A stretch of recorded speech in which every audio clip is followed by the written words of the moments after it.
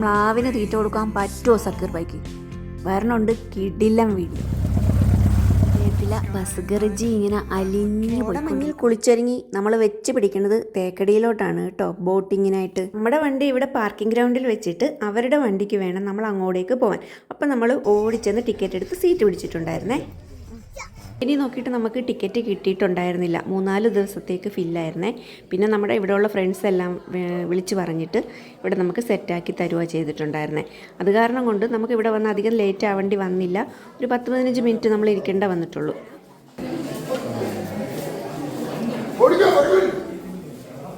അവിടുന്ന് പിന്നെ കിട്ടിയ സമയം കൊണ്ട് നമ്മൾ കുറച്ച് വീഡിയോ ഒക്കെ എടുക്കാമെന്ന് വെച്ചിട്ടാണ് അപ്പുറത്തെ താഴത്തോട്ട് ഇറങ്ങിക്കൊണ്ടിരിക്കണം കേട്ടോ.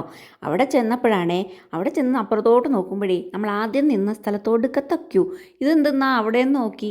അപ്പോഴാണ് അറിയണേ നമ്മൾ പോണ വഴിക്കല്ല, അപ്പുറേ സൈഡിൽ കൂടി വേണം ബോട്ടിൽ കിടന്നത്. ഈ കൂളിംഗ് ഗ്ലാസ് ഒന്ന് ശ്രദ്ധിച്ചു വെച്ചോട്ടോ.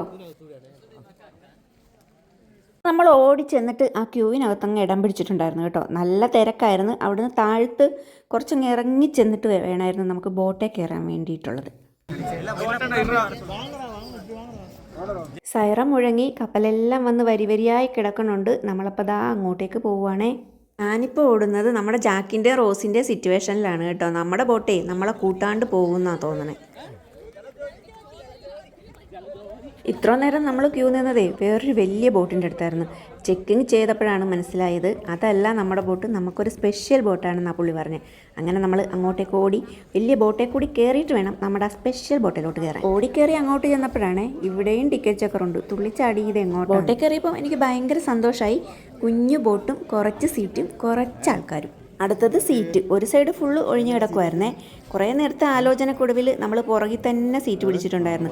സ്കൂളിലോ നമുക്ക് ബാക്ക് ബെഞ്ചിൽ ഇരിക്കാൻ പറ്റിയിട്ടില്ല. ആ ആഗ്രഹം ഇവിടെ അങ്ങ് സബലീകരിച്ചു. അമ്പാനയെ ട്വിസ്റ്റ്. ഈ കൂളിംഗ് ഗ്ലാസ് കണ്ട ബാക്ക് ബെഞ്ച് കിട്ടിയ സന്തോഷത്തിലെ ഇരുന്നതും ബ്ലൂമെന്നും പറഞ്ഞ റോസിൻ്റെ ഒക്കെ കാര്യം പറഞ്ഞുകൊണ്ടാണോ എന്നറിയത്തില്ല, എല്ലാവർക്കും കൊണ്ട് ഓരോ ലൈഫ് ജാക്കറ്റ് അങ്ങ് തന്നിട്ടുണ്ടായിരുന്നു. പിന്നെ തിരിച്ചും മറിച്ചും നോക്കി ഞങ്ങളെല്ലാം പരസ്പരം അതങ്ങ് ഇട്ടിട്ടുണ്ടായിരുന്നു.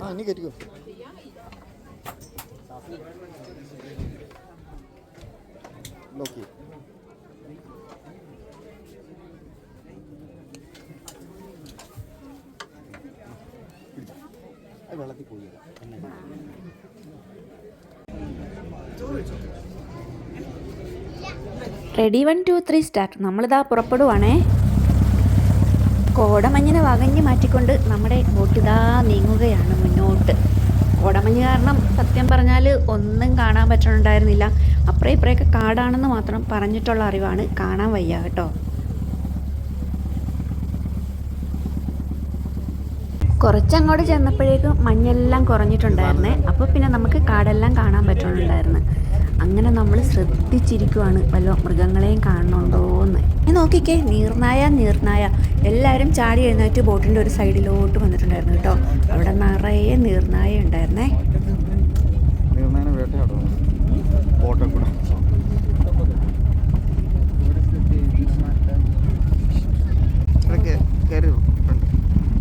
ഇതൊക്കെ എത്തിയപ്പോഴാണ് നമുക്ക് ആ സത്യം അങ്ങ് മനസ്സിലായത് കേട്ടോ. അവിടെയെല്ലാം മൃഗങ്ങളെ കണ്ടിട്ടേ നമ്മുടെ ബോട്ട് ചെല്ലുമ്പോൾ മൃഗങ്ങളെല്ലാം ഓടിപ്പോവും. കാരണം നമ്മുടെ ബോട്ടിന് ഭയങ്കര സൗണ്ടായിരുന്നടോ. മറ്റേ വലിയ ബോട്ടിനൊന്നും സൗണ്ടൊന്നും ഇല്ലായിരുന്നു കേട്ടോ. അങ്ങനെ നമ്മൾ കയറിയപ്പോൾ നമ്മുടെ വിചാരം എല്ലാ ഊടുവഴി കൂടി പോയി നമുക്ക് മൃഗങ്ങളെ തൊട്ടടുത്ത് എത്താമെന്നായിരുന്നു. ഒന്നും നടന്നില്ല. ഇതിന് ഭയങ്കര സൗണ്ടായിരുന്നേ.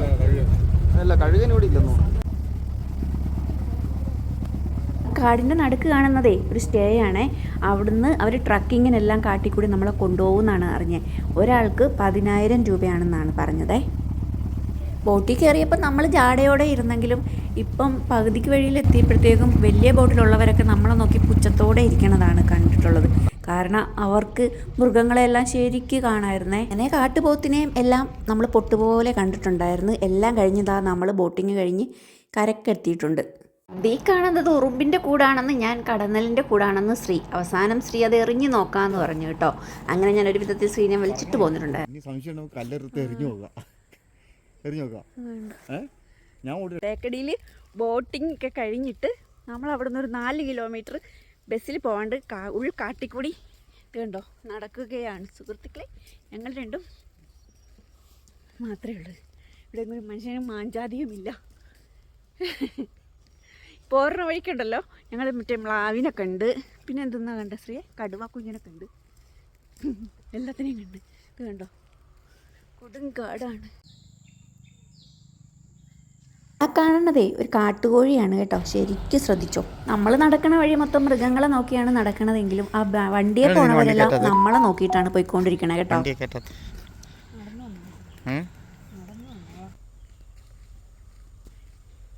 ദേ നമ്മളാരെയും കാണണില്ലേലും നമ്മളെ നോക്കിയത് ഇങ്ങനെ കുറേ പേരൊക്കെ ഇവിടെയൊക്കെ ഒളിച്ചിരിക്കണുണ്ട് കേട്ടോ.